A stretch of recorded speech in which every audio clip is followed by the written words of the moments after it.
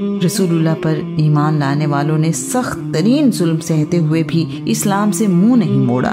وہ اس بات پر مطمئن ہیں کہ اللہ نے انہیں ایمان کی دولت عطا کی ہے۔ آج کا عنوان یہ شہادت گہے الفت میں قدم رکھنا ہے۔ خباب بن ارت آزاد ماں باپ کے گھر پیدا ہوئے۔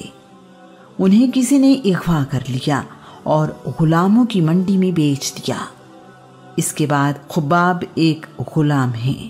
ان کا پورا نام خباب بن ارت بن جندلہ بن سعد ہے۔ رسول اللہ صلی اللہ علیہ وآلہ وسلم خباب بن ارت کو پسند کرتے اور ان کے پاس آ کر بیٹھتے ہیں۔ اسلام کی سچائی بہت جلد خباب کے سامنے عیاں ہو گئی اور یہ ایمان لے آئے ہیں۔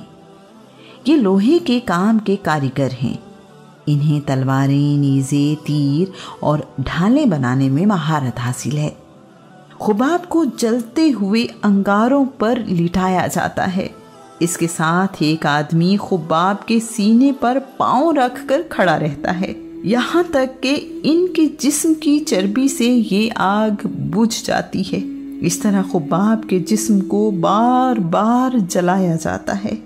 ان کی مالکن کا نام ام انمار ہے۔ ان کی مالکن کو خباب کے رسول اللہ پر ایمان لانے کی خبر ملی تو اس کے غصے کی کوئی حد نہیں ہے۔ ام انمار نے لوہے کا ٹکڑا جلتی ہوئی بھٹی میں رکھ دیا ہے۔ لوہا گرم ہو کر انگارہ بن گیا تو اس نے وہ ٹکڑا اٹھا کر خباب کے سر پر رکھ دیا ہے۔ خباب شدید تکلیف میں ہیں۔ ام انمار خباب سے مطالبہ کر رہی ہے کہ نیا دین چھوڑ دو ورنہ یوں ہی جلا جلا کر جان سے مار دوں گی۔ ایک دن خباب نے رسول اللہ سے عرض کی ہے، اللہ کے رسول، میری مالکن مجھ پر بہت ظلم کرتی ہے۔ وہ جلتا ہوا انگارہ میرے سر پر رکھ دیتی ہے۔ اللہ کے پیارے رسول، میرے لیے دعا مانگیں۔ رسول اللہ دعا مانگ رہے ہیں، یا اللہ اس آزمائش میں خباب کی مدد فرما۔ رسول اللہ کی دعا کے بعد اس ظالم عورت کے سر میں درد اٹھا ہے۔ درد کی شدت اس قدر ہے کہ اسے کسی طور چین نہیں آ رہا۔ اسے طبیبوں نے کہا ہے کہ تم خود کو لوہے کی گرم سلاخیں لگواؤ تو تمہیں آرام ملے گا۔ خباب لوہے کا ٹکڑا آگ میں رکھ کر گرم کر رہے ہیں۔ جب لوہے کا ٹکڑا انگارہ بن گیا تو اسے اپنی مالکن کے سر پر رکھ دیا ہے۔ ان کی مالکن کو درد میں کچھ کمی محسوس ہوئی ہے۔ خباب اپنا ایک واقعہ یوں سناتے ہیں، میں لوہار کا کام کرتا اور تلواریں بنایا کرتا تھا۔ مکہ کے سردار عاص بن وائل نے مجھ سے تلواریں خریدیں۔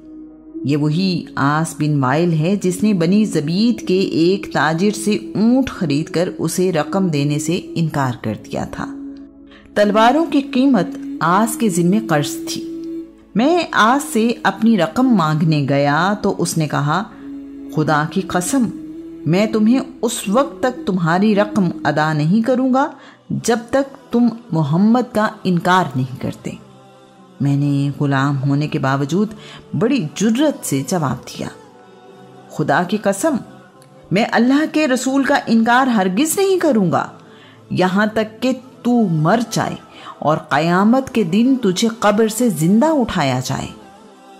عاص بن وائل نے میرا مذاق اڑاتے ہوئے کہا، تم نے جس نبی کا دین قبول کیا ہے کیا اس نے نہیں کہا کہ مرنے کے بعد تمہیں سونا، چاندی، کپڑے اور غلام ملیں گے؟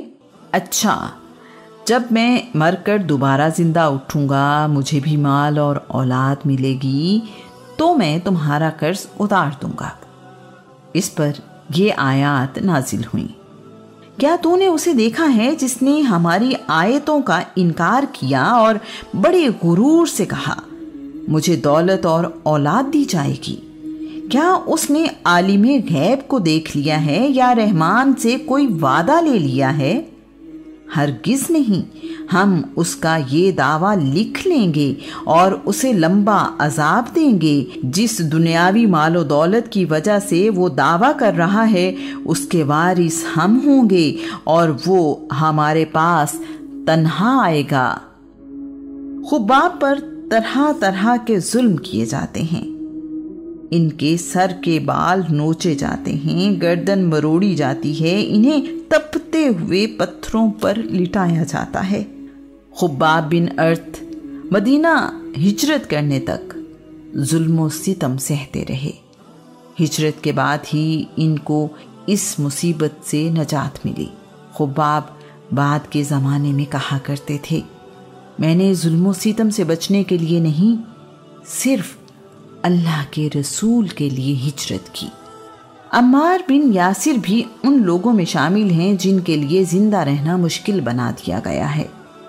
عمار اور ان کے والد یاسر بن عامر دونوں ہی ظلم کا نشانہ بنتے ہیں۔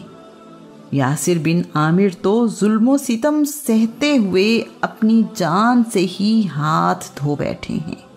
یاسر اسلام کے دوسرے شہید ہیں۔ پہلی شہید عمار کی والدہ سمیہ ہیں۔ یوں عمار بن یاسر کے دونوں والدین قریش مکہ کے ظلم سے شہید ہوئے ہیں۔ اس کے علاوہ ان کے بھائی عبداللہ بن یاسر کو بھی ایمان لانے کے جرم میں تیر مار کر شہید کر دیا گیا ہے۔ عمار کو بھی آگ کے ساتھ سزا دی جاتی ہے۔ عمار ان بے بس لوگوں میں سے ایک ہیں جنہیں پناہ دینے کے لیے کوئی قبیلہ موجود نہیں ہے۔ عمار پر اس قدر ظلم کیا جاتا ہے کہ وہ اپنے ہوش و حواس ہی کھو بیٹھتے ہیں۔ ان کی زبان سے ایسے الفاظ نکلتے جو نہ کسی اور کو سمجھ آتے نہ خود عمار کو۔ بعد کے زمانے میں عمار نے قمیص اٹھا کر اپنی پیٹھ دکھائی تو جگہ جگہ سے ان کی جلد جلی ہوئی تھی۔ ایک دفعہ اللہ کے رسول گزرے تو آپ دیکھتے ہیں کہ عمار کے جسم کو لوہا گرم کر کے جلایا جا رہا ہے۔ رسول اللہ نے پیار سے عمار کے سر پر ہاتھ پھیرتے ہوئے کہا، اے آگ، جس طرح تو اللہ کے نبی ابراہیم کے لیے ٹھنڈی اور سلامتی والی ہو گئی تھی، اسی طرح عمار کے لیے بھی ٹھنڈی اور سلامتی والی ہو جا۔ اس دعا کے بعد آگ یا کوئی انگارہ عمار بن یاسر کو نقصان نہ پہنچا سکا۔ دین اسلام انہی لوگوں کی قربانیوں سے ہم تک پہنچا ہے۔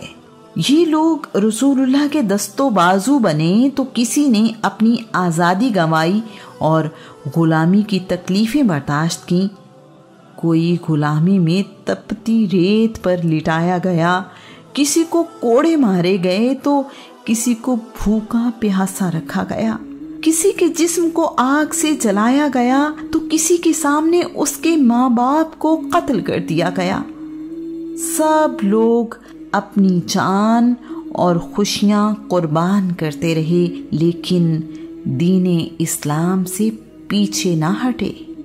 یہ شہادت گہے الفت میں قدم رکھنا ہے۔ ابھی تک اسلام کی دعوت اعلانیہ نہیں دی جاتی۔ مسلمان دار ارقم میں اکٹھے ہوتے اور چھپ کر عبادت کرتے ہیں۔ یہ گھر صفا پہاڑی کے قریب واقع ہے۔ قریش کو ابھی تک بہت کم لوگوں کے اسلام لانے کا علم ہے، سب مسلمانوں کا نہیں۔